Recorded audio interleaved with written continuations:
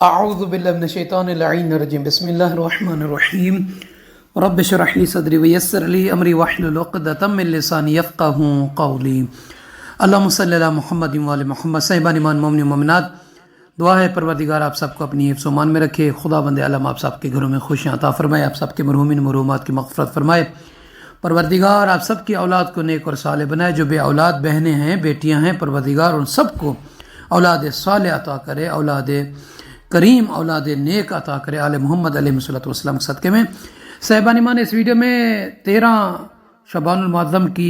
نماز اس کا طریقہ بیان کرنا ہے، اور ساتھ ہی میں ایام البید کے جو اعمال ہیں، یعنی ہر اسلامی مہینے کی 13 تاریخ، 14 تاریخ اور 15 تاریخ کے اعمال جو ہیں وہ بیان کرنا ہے، یعنی 13ویں شب، 14ویں شب اور 15ویں شب کے اعمال، ان کو اعمال لیالی البید کہتے ہیں، یعنی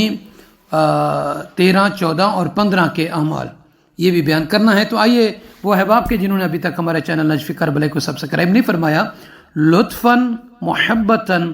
اور قصد ثواب کی نیت سے اور صدقہ جاریہ سمجھتے ہوئے اس چینل کو آگے بڑھانے کے لیے، مومنین تک پہنچانے کے لیے سبسکرائب فرما دیجئے، لائک اور شیئر کر کے دوسرے مومنین کو بھی اس ویڈیو کا لنک شیئر کیجیے گا، فارورڈ کیجیے گا، جزاک اللہ۔ تو سب سے پہلے 13ویں شب کے اعمال میں سے پہلا عمل جو ہے وہ 2 رکعت نماز ہے۔ پیغمبر اعظم حضرت محمد مصطفیٰ صلی اللہ علیہ وآلہ وسلم کا فرمان ہے کہ جو بندہ جو عبد اس شب میں 13ویں شب میں 2 رکعت نماز پڑھے، یعنی نیت کریں کہ 2 رکعت نماز پڑھتا ہوں یا پڑھتی ہوں شب 13 شعبان المعظم کی قربتاً الی اللہ،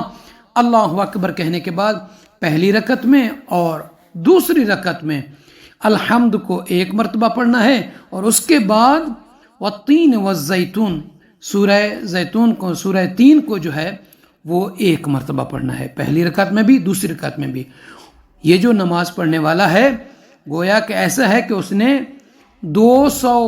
افراد جناب اسماعیل علیہ السلام کی اولاد میں سے ان کو آزاد کرنے کا اس کو ثواب اور اجر ملے گا۔ گویا کہ اس نے 200 افراد کو ولد اسماعیل میں سے اس نے جیسے آزاد کیا، اس کا ثواب جو اجر ہے اس کو ملے گا۔ اور یہ قیامت کے دن جب اس کو بلایا جائے گا،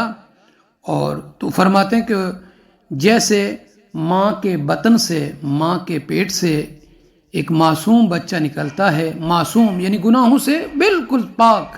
اسی طریقے سے یہ اپنے گناہوں سے نکل جائے گا،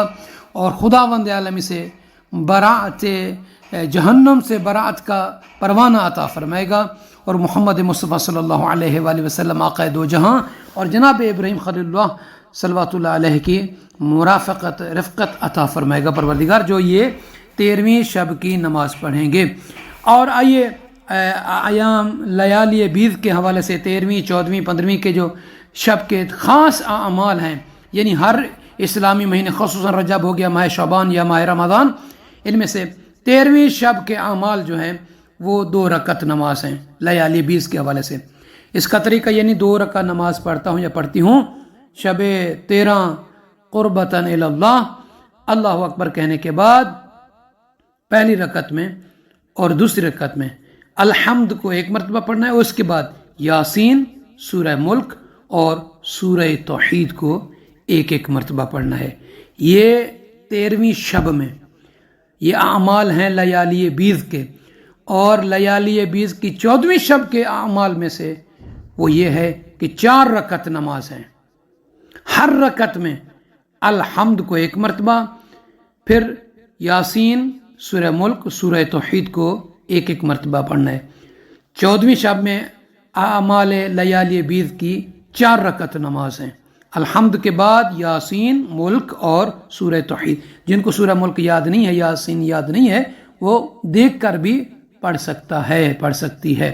اور 15ویں جو شب ہے اعمال لیالی بیض کی آخری شب، اس کی 6 رکعت نماز ہے،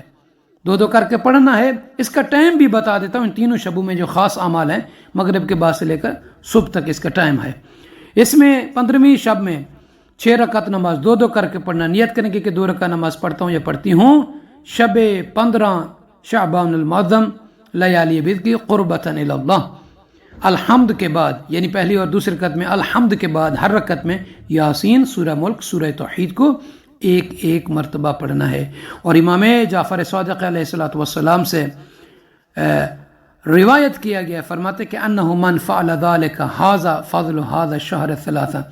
جو یہ تینوں راتوں میں یعنی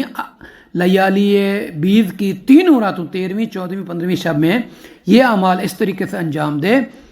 تو گویا ایسا ہے کہ اس نے ان تینوں مہینوں کے فضل کو، اجر کو، ثواب کو، اہمیت کو حاصل کر لیا ہے، یعنی اس کو اس کا ثواب و اجر ملے گا. اور فرماتے ہیں وغفر اللہ کل ذنب، سوائے شرک کے ہر وہ گناہ جو اس نے کیا ہوگا اللہ اسے معاف فرما دے گا. تو انشاءاللہ تعالی